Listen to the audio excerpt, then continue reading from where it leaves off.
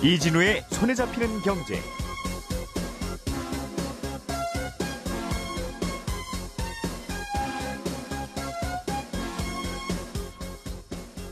안녕하십니까, 이진우입니다. 국민연금이 기금 운용 방식을 좀 바꿉니다. 위험자산 투자 비중을 65% 수준으로 올리겠다는 건데요. 이런 변화는 2006년 이후 18년 만입니다. 어떤 배경이 있는 건지 들어보겠습니다.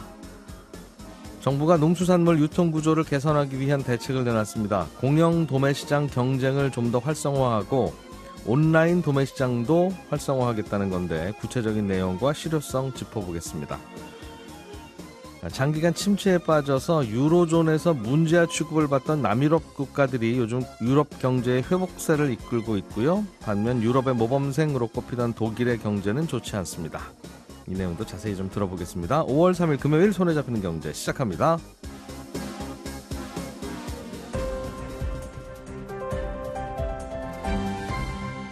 이진우의 손에 잡히는 경제. 네, 오늘은 박세훈 작가, 행복자산관리연구소 김현우 소장, 그리고 언더스탠딩의 안승찬 기자, 이렇게 세 분과 함께 경제 뉴스 정리해 봅니다. 어서 오십시오. 네, 안녕하세요. 자, 김현우 소장님. 네. 국민연금이 네. 위험자산 투자 비중을 좀 높인다. 네. 그래야 수익률이 올라갈 것 같으니까. 그렇겠죠. 물론 이렇게 하면 리스크도 커지죠. 그렇습니다. 수익률이 올라가는 것만 생각하면 다 선물 옵션 해야죠, 뭐. 그런데 네. 그래서 야, 이거 이래도 괜찮은 건가 하는 생각도 좀 들고, 물론 뭐 안정적으로 굴리는 게 항상 좋은 건 아니지만 네. 뭔가 그 고갈 시점이 다가오는 것에 대한 대비책으로 이게 일단 한번 모험을 걸어봐 라고 하는 것을 시동을 거는 게 아닌가 하는 생각도 좀 들고요. 그렇게 보입니다. 예. 지금 뭐 국민연금 개혁에 대한 얘기 많이 나오고 있고, 뭐 숫자를 바꾸는 게 보험료율, 소득대체율 이런 거 바꾸고 있는데, 그중에서도 또 중요했던 게 수익률에 대한 개선이잖아요. 물론 지금까지도 굉장히 잘해왔는데 약 4.7% 정도 평균. 그거보다 이제 수익률을 더 올리기 위해서 고민을 하다가 내놓은 방식 같습니다. 이제 내년부터는 기준 포트폴리오라는 걸 도입하게 되는데, 이걸 간단하게 요약해 보자면 지금까지는 뭐 주식, 채권, 부동산 이런 자산 군별로 투자 비율을 정해놨어요. 뭐 주식은 20%, 뭐 채권은 20% 이런 식으로 정해놨는데, 이런 투자 비율을 허물고 그냥 위험자산과 안전자산 이 두 가지로만 구분해서 비율을 정합니다. 그러니까 위험자산 65%, 안전자산 35%. 그래서 그 안에서는 조금 자유롭게 할 수 있다는 거죠. 그리고 지금까지는 또 1년 단위, 5년 단위로만 그 자산 배분을 어떻게 할 거냐, 그 아까 좀 전에 말씀드린 비중을 어떻게 할 거냐 정해놓고 그에 따라서 자금을 운용했습니다. 이렇게 5년 넘는 장기 운용 목표가 없고 또 자산 군별로만 비중을 정해놓다 보니까 두 가지 문제가 생기는데, 하나는 사전에 정해진 자산 군에만 투자가 가능해서 새로운 투자 대상이 생겼을 때 즉각 대응이 어렵다는 겁니다. 그리고 뭐 주식하고 채권을 예를 들어 반반 이렇게 갖고 있으면 주식에서 수익이 나면 주식 비중이 반보다 더 올라가게 되잖아요, 자연스럽게. 예, 그렇게 되면은 뭐 기계적으로 또 이걸 맞춰야 되는 문제들도 생기고. 근데 그렇게 해야만 결국은 좋은 결과가 나온다고 해서 그걸 그렇게 해왔던 거잖아요, 수십 년간. 그렇습니다. 그런데 그 좋은 결과라는 게 과연 그럼 1년 단위, 5년 단위 목표를 세웠을 때 거기에는 부합하는데 이게 장기적인 목표에도 부합을 하느냐라고 봤을 때 그걸 판단할 만한 근거가 없다는 거예요. 그러니까 이걸 개인으로 예를 들어 보자면 20년 뒤에 은퇴를 예상하고 있는 사람이 내가 20년 뒤에는 수익보다는 좀 안정적으로 자산을 운용을 하고 싶어. 그럼 그때쯤에는 뭐 예금으로 전부 다 돈을 갖고 있고 싶다. 이렇게 계획을 세웠다면 그에 맞춰가지고 뭐 짧은 1년 단위, 3년 단위, 5년 단위 계획도 세워나가야 되는데, 그런 장기 계획 없이 1년에서 5년 단위로만 짧게 비중을 조절하는 게 이게 과연 이제 장기 목표에 부합하느냐. 그래서 일단 장기 목표부터 설정을 크게 해놓고, 장기 목표는 어쨌든 고갈 시점을 뒤로 미루거나 어쨌든 문제를 없애는 게 장기 목표라면 그 과정이 매우 위험하더라도 받아들인다는 뜻인가 봐요. 그죠? 그렇게 유연하게 설계를 할 수도 있겠다라는 길이 열린 거죠. 장기적으로는 어차피 고갈되니까. 네. 그러니까 이게 표현이 좀 죄송합니다. 저렴해서. 네, 아닙니다. 2판 4판이 되어가는 게 아니냐. 네. 그런 걱정이 드네요. 아직까지 그 단기 중단기 계획 그러니까 1년 5년 단위 계획은 내년에 나와봐야 되는데 걱정하시는 것 때문인지 일단은 내년에는 전체 영역으로 확장하는 건 아니고 대체 투자 영역에서만 하기로 했습니다. 일단 뭐 위험자산 65%, 안전자산 35%라는 큰 틀 20년짜리 기준 포트폴리오 먼저 설정하고 이제 여기에 맞춰가지고 5년짜리 1년짜리 중단기 계획이 나올 것으로 보여요. 2030년 정도에는 사실 국민연금이 거치는 보험료보다 지급되는 연금이 많습니다. 그때부터 이제 적자가 나는 거죠. 네. 그러면 갖고 있는 자산을 처분해서 현금으로 줘야 되는데 뭐 쉽게 얘기해서 삼성전자 갖고 있는 거 주식 팔고 뭐 이 국내 이 코스피 시장에 갖고 있었던 주식들을 팔아서 시장에 던지게 되면 충격을 주게 되잖아요. 그러니까 조금씩 국내 비중을 줄여나가고 해외 비중은 늘려나갈 계획도 같이 갖고는 있는데 그 비중도 이번에 도입될 기준 포트폴리오에 따라서 중단기 계획을 세우고 결정을 하게 될 것으로 보입니다. 앞서 말씀드린 대로 일단 내년에는 대체 투자 영역만 우선적으로 적용한다고 말씀드렸는데 이 대체 투자라는 건 국내외 주식하고 채권을 제외한 나머지 자산입니다. 그러니까 뭐 사모 주식이나 인프라, 부동산 이런 것들이 대표적인데 올해 2월 말 기준으로 봤더니 국민연금 전체 기금 중에 약 16% 정도는 다 이 대체 투자에 들어가 있어요. 예. 그런데 이 대체 투자 역시도 자산군별로 비중을 뭐 정해놨습니다. 뭐 4대 3대 3 그래서 그 비율을 중간중간 맞추도록 운용을 하고 있는데 여기에도 기준 포트폴리오 적용해서 그 경계를 허물 계획입니다. 이렇게 되면 지금까지는 리츠라고 있죠. 부동산에 투자하는 뭐 이런 주식. 그런데 이게 부동산과 주식의 속성을 둘 다 갖고 있다 보니까 이걸 주식으로 봐야 할지 부동산으로 봐야 될지 애매한 탓에 투자가 조금 어려운 면이 있었거든요. 근데 내년부터는 이렇게 여러 속성을 갖고 있는 자산에 투자를 하는 게 보다 수월해질 것으로 전망이 되고 있습니다. 이게 부동산으로 분류해야 되냐, 뭐 주식으로 분류해야 되냐라는 거를 아직도 안 정했다는 것도 이상하고 리츠 나온 지가 어제 오는 일입니까? 그러니까 어떻게든지 분류해놓고 당연히 짰어야지. 또 제가 혼나는 것 같네요. 그러니까 이게 과거에는 저희가 요게 좀 잘못돼서 네. 요걸 이렇게 고치겠습니다라고 하면 국민들이 안심이 되는데 예. 고치겠다고 하는데 과거에 뭐가 잘못됐는지는 얘기가 없고 네. 그러니까 뭘 고치겠다는지 뭐 하고 예. 그렇게 들리잖아요. 그러니까 과거에 우리가 너무 안정적으로만 굴렸어요. 우리가 이게 안정적으로 굴리는 게 꼭 좋은 건 아닌데 네. 그냥 손해 보면 많이 혼나니까 그게 싫어서 그냥 안정적으로 굴렸는데 요건 죄송합니다라고 하면 그래 다음부터 좀 잘하세요. 우리 조금 좀 높여 봅시다. 그게 말이 되는데 과거에도 뭐가 개선돼야 되는 건지는 잘 모르겠고 네. 앞으로는 위험 자산을 늘리겠다고 하니까 그냥 걱정스러운 거죠. 네. 과거에도 잘 했다고 그랬으니 예. 저도 그런 생각이 알겠습니다. 김은혜 소장님 그거 좀 조심해 주세요. 국민연금 중요하니까. 예. 안승찬 기자가 준비해 오신 소식으로 넘어가 보겠습니다. 예. 최근에 정부가 농수산물 유통 비용을 좀 줄이자. 네. 원래 농수산물이라고 하는 게 산지에서는 배추가 뭐 500원도 안 되는데 네. 소비자 손에는 뭐 한 7,000원에 돌아오면 도대체 유통 비용이 왜 이렇게 많냐. 그렇습니다. 이제 그런 불만은 있는데 네. 사실은 농수산물이 전 세계 어딜 가도 유통 비용이 많아요. 그렇습니다. 그러니까 지금 우리도 뭐 만약에 10,000원어치 사과를 샀다. 그럼 유통 비용이 대략 뭐 4,000원, 5,000원 정도 하니까 네. 유통 뭐 과정을 좀 뜯어 고쳐서 한 10% 정도만 줄여도 농산물 가격이 5%는 떨어지지 않겠냐. 이게 예. 뭐 정부 계산이긴 한데 뭐 말씀하셨던 대로 일본이나 유럽 이런 좀 비교적 안정적인 나라도 유통 마진이 비슷한 구조거든요. 그래서 우리만 너무 심각하고 부패 이렇게 볼 수는 없습니다만 네. 우리나라 농산물 유통 구조는 다소 이제 가격의 부침이 조금 심한 편이 있고 예. 어쨌든 유통 비중이 차지하는 비중이 크다 보니까 여기를 어떻게 건드려 보면 국민들의 불만을 조금이라도 달랠 수 있지 않겠느냐. 뭐 이런 전략인데 이번에 뭐 늘 단골 소재로 등장하는 겁니다만 도매법인을 어떻게 좀 해보자 이런 대책이 들어가 있습니다. 농수산물 도매법인. 그렇습니다. 도매법인이 뭐냐면 이제 농민들이 농산물을 실어서 이제 가락시장이나 이런 농산물 도매시장으로 가져오면 네. 이제 그 물건을 도매법인들이 받아다가 하역도 하고 경매도 대행해주는 그런 업체입니다. 예. 그래서 도매법인은 경매된 매출액의 4%, 많으면 7%이 정도의 수수료를 받는 업체들인데 그게 이제 중간 유통 비용이죠. 요 그렇죠. 도매법인 쓰는 대가로. 그렇습니다. 네. 뭐 따박따박 안정적인 수수료 장사를 할 수 있고 또 이 도매법인은 지자체에서 뭐 지정해줘야지만 영업을 할 수가 있어서 네. 업체가 아주 많은 건 아니거든요. 그래서 뭐 서울 가락시장의 경우도 5개 도매법인으로 운영이 되고 있고 예. 또 한 번 등록된 법인은 뭐 웬만하면 취소된 경우도 잘 없고 1976년에 이 제도가 도입이 됐는데 거의 50년 동안 지정 취소된 업체는 6개뿐이니까 예. 뭐 웬만하면 계속된다 이렇게 볼 수 있고 그래서 도매법인이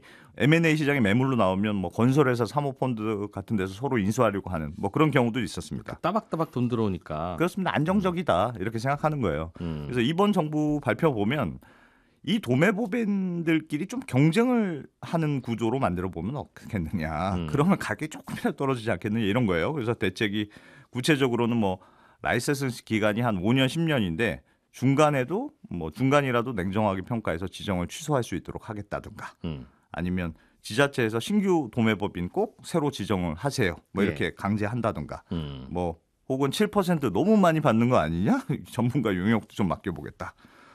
용역을 맡길 게 아니라 뭐 5년이면 5년 이게 네. 뭐 설비 투자를 해야 되는 거면 10년이면 10년 이렇게 해주고 예, 매번 입찰하라고 하면 되잖아요. 네, 저기서 서울의 서초동의 조달청 앞에 가 보면 조달 약국이라고 있는 게 네, 그게 조달청이 그냥 자기네 땅에 하는 거라서 음, 경매를 붙여요. 예. 누구 들어와서 여기서 약국 영업하실 분들은 월세 얼마 낼지. 그래서 저희가 많이 내겠습니다라고 하는 때도 주니까 뭐 엄청나게 돈을 벌어도 아무도 뭐라고 안 하잖아요. 가장 공정한 경쟁을 네, 하니까. 네, 그렇습니다. 뭐 그렇게 하면 될 건데. 대략 그런 식의 내용들은 들어가 있는데 예.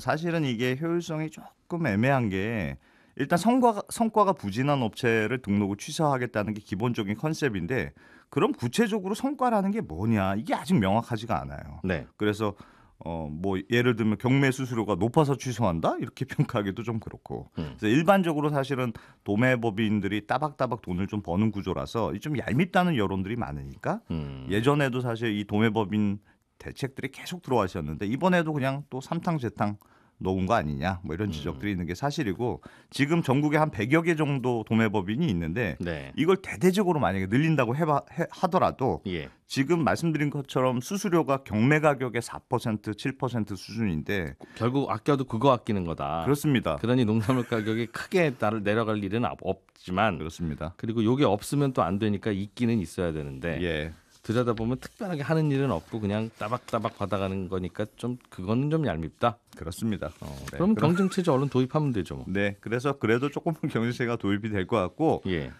그래서 요거는 좀 약하고 다른 대책으로 이제 온라인 도매 시장을 활성화하겠다 이런 내용도 이번에 포함이 돼 있어요. 예. 경매를 하더라도 이게 오프라인으로 하니까 도매법인도 필요하고 그거 받아가는 중도매인도 필요하고 여러 단계를 거쳐야 되니까 누구나 좀 온라인에서 쉽게 참여할 수 있는 경매를 활성화하면 농민들도 아예 자기들이 입찰 직접 참여하고 저 뭐 마트 같은데 이런 데들이 바로 그 경매 시장에서 구매하고 이러면 유통 단계를 축소할 수 있지 않겠느냐. 그럼 필요 없다. 네, 그러니까 특히나 지금은 농산물을 경매 시장까지 실제로 들고 와야 되잖아요. 그걸 또 도매법이 넘기고 또 그걸 누구한테 넘기고 이렇게 계속 넘기는 과정을 거쳐야 되는데 예. 온라인 유통에서 하면 뭐 온라인 상에서만 먼저 거래가 이루어지고 물건은 나중에 낙찰받은 사람한테 직접 농가가 보내주면 되니까 유통이 실제로 단순해지는 측면은 있거든요. 그게 쿠팡 방식이고 뭐 11번가 방식. 그렇습니다.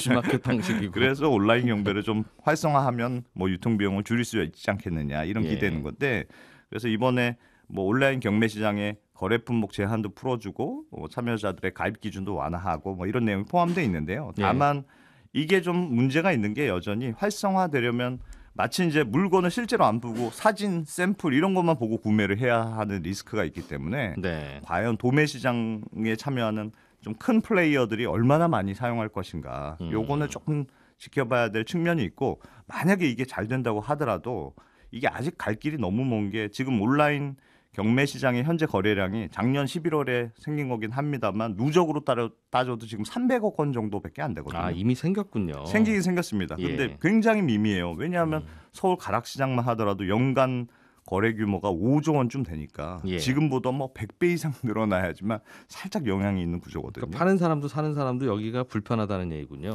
아직까지는 그렇습니다. 그래서 이번에 대책이 발표됐다고 해서 지금 금방 무슨 결과가 나타날 걸로 기대하기는 좀 어렵다. 이렇게 봐야 될 것 같습니다. 그러면 농산물 유통 마진이나 유통 비용을 줄이는 대책은 없네요, 결국은. 하나 앞으로 열심히 그 도매법인에 대해서 조금 경쟁 체제를 도입하면 예. 지금 한 4% 내외인 수수료율이 뭐 한 2% 정도로 낮아질 것 같긴 한데 예.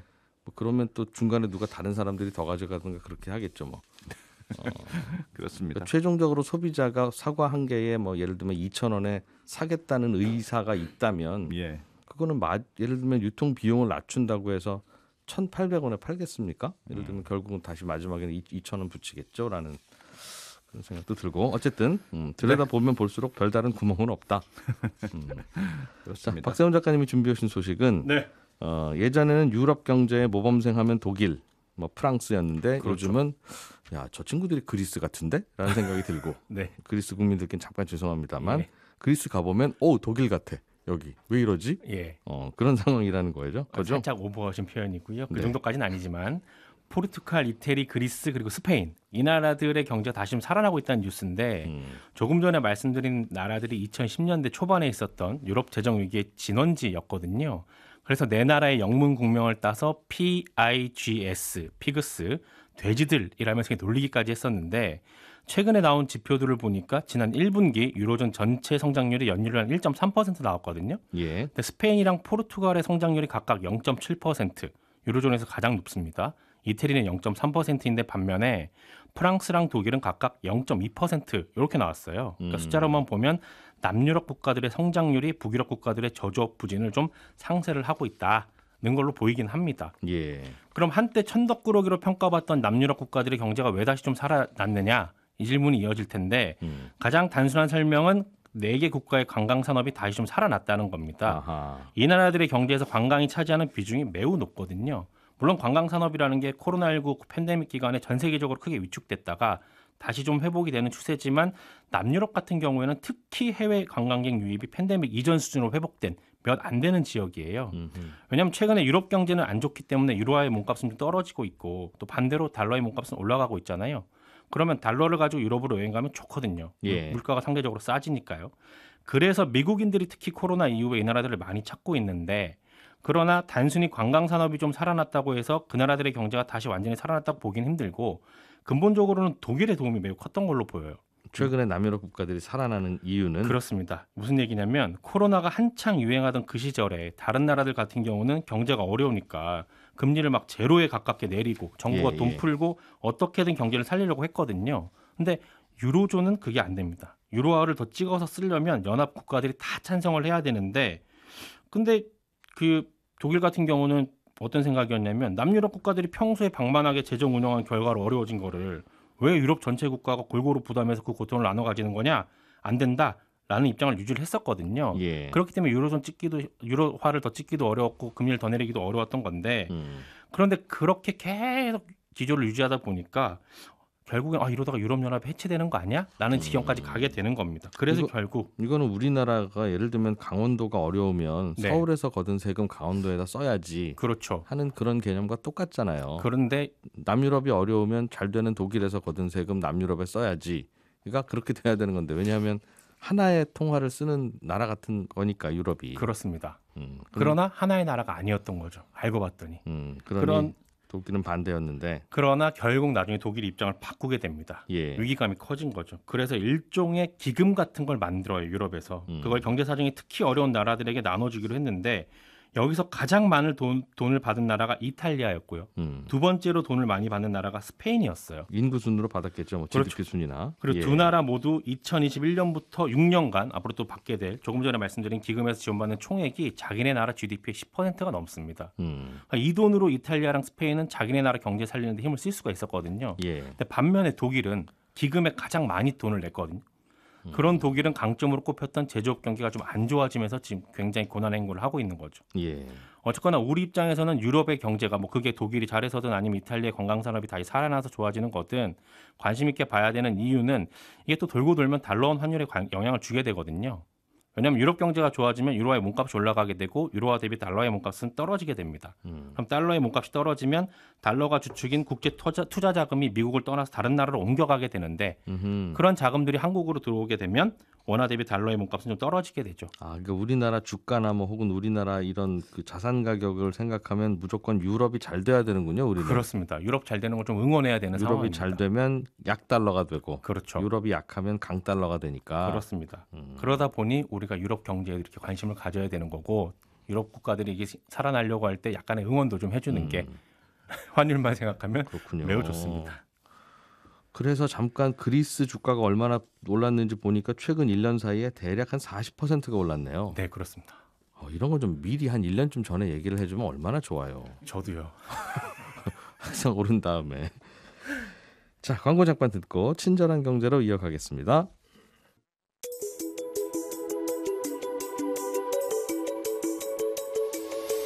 경제를 생각하는 사람들의 즐거운 습관, 이진우의 손에 잡히는 경제를 듣고 계십니다. 매주 처음과 끝에 찾아가는 특별한 코너, 친절한 경제가 이어집니다.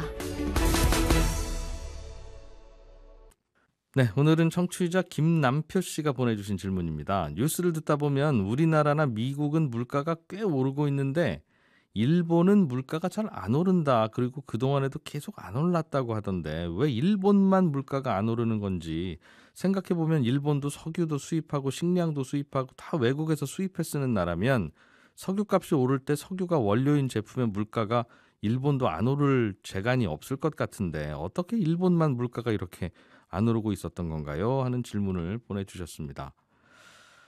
일본이든 한국이든 미국이든 물건을 만들어 파는 상인은 항상 가격을 올리고 싶어 합니다. 그건 어느 나라나 똑같습니다. 그런데 문제는 그 물건을 사는 소비자들이 그 가격에 지갑을 과연 여느냐 안 여느냐인데 이게 나라마다 분위기가 다릅니다.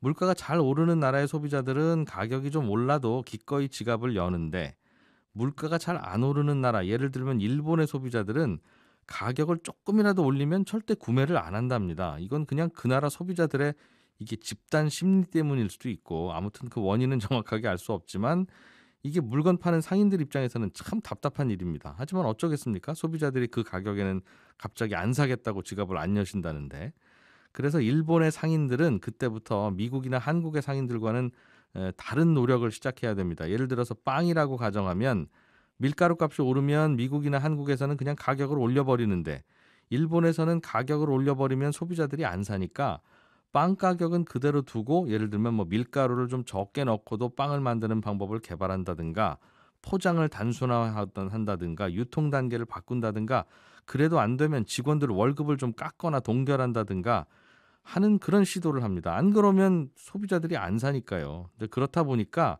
일본에서는 물건 가격이 전체적으로 잘 안 오르고 또 직원들 월급도 잘 안 오르는데 직원들 입장에서 보면 또 물건 가격이 안 오르니까 뭐 월급이 안 올라도 아주 큰 문제는 없는 그러다 보니 또 인건비가 동결되고 그래서 물건 값도 잘 안 오르고 물건 값도 안 오르니까 인건비를 또 안 올려도 되는 이제 그런 일본만의 독특한 선순환 보는 시각에 따라서는 악순환이 이제 생기는 거죠. 그래서 왜 일본의 소비자 물가는 안 오릅니까? 라는 질문의 답은 일본은 인건비가 안 올라서 그래요 라는 거고요. 세상에 어떻게 인건비가 안 오릅니까? 라고 다시 한번 묻는다면 소비자 물가가 안 오르니까 그게 가능합니다. 이렇게 답을 할 수 있겠습니다. 결국 물가가 안 오르는 이상현상은 어쩌다 보니 일본에서만 나타나게 된 독특한 현상인 건데 일본 입장에서는 이게 큰 고민거리이기도 해서요. 어떻게든 물가를 좀 올려보려고 기업들 보고 인건비를 강제로 올려라고 압박하기도 하고 또 엔화 가치를 낮춰서 수입 제품 가격을 좀 끌어올려 보려고도 하고 노력도 하고 있는데 잘 안 되고 있죠. 예. 질문 보내주신 김남표 씨께는 저희가 준비한 작은 선물을 보내드리겠습니다. 지금까지 이진우였고요. 저는 다음 주 월요일 아침 8시 30분에 다시 오겠습니다. 함께해 주신 여러분 고맙습니다.